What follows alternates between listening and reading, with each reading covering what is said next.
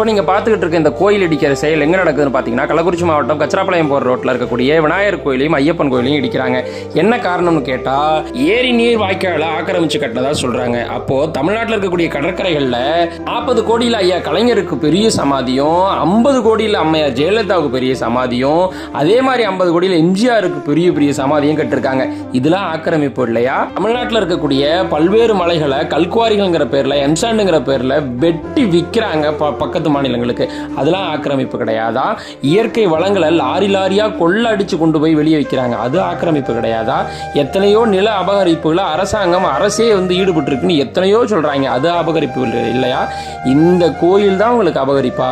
இயற்கை வளங்களை கோடி கோடியா கொள்ளடிச்சவனை விட்டுருங்க. இந்த மாதிரி கோயில் கட்டி கும்பிடுறவனை கோயிலை இடிச்சு நடுத்தருவில் நிறுத்துங்க. இதுதான் உங்க ஜனநாயக நாடா ஐயா?